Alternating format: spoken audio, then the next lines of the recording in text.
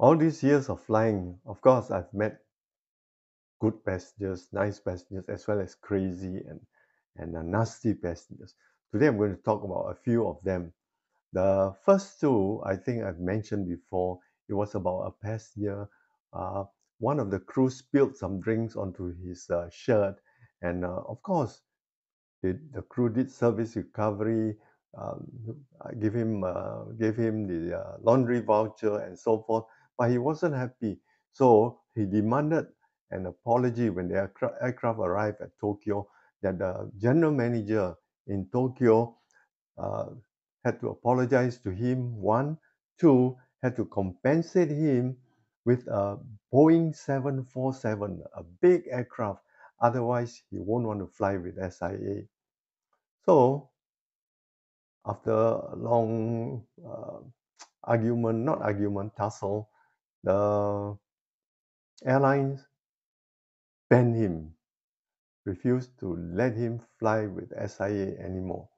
Then the other one is another passenger who is really demanding, regular passenger, but very demanding, where he would insist on having caviars by the tins, by the half dozen tins to bring back. And because he was traveling first class and SIA has already weighed the circumstances, the pros and cons, and decided to say, okay, we'll give it to him since he always travel first class. But the straw that broke the camel's back was when on one of his flights, when the crew did not address him by his name, he was so mad, he caught the crew by the neck and he almost whacked the crew. So it was reported, and Singapore Airlines or SIA banned him forever. Don't allow him to fly with the airlines anymore.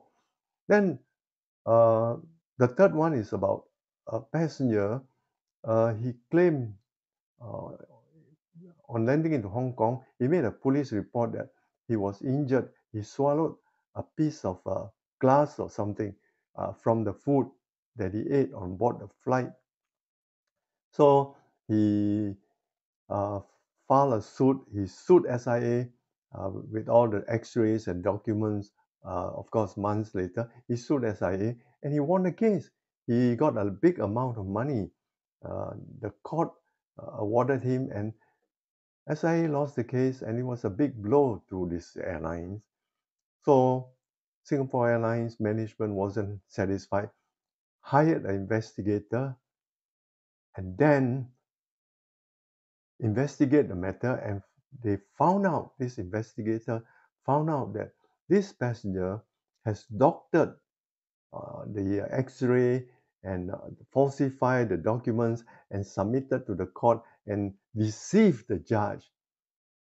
So much so that SIA countersued him, and then in the end, he lost the case.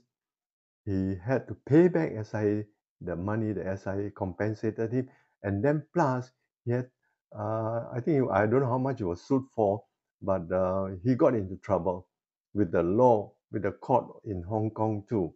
So um, I don't know. You can't beat SIA.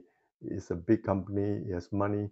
So then another case involved involving a passenger who refused to sit down when the aircraft was going to take off.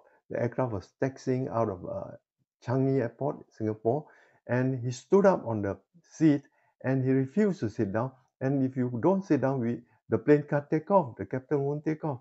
So he was shouting and crazy because he wanted a certain seat, but the flight was full. But he refused.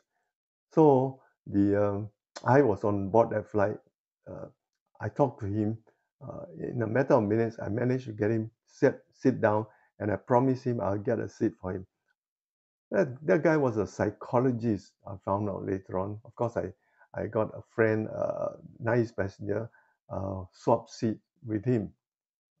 I mean, they are really crazy. And another case was the passenger, a small fella, was beaten up by a big passenger because of some sitting problem. He was seated next to this big fella, and this big chap beat him, punched him because I don't know what happened, but there was a big fight.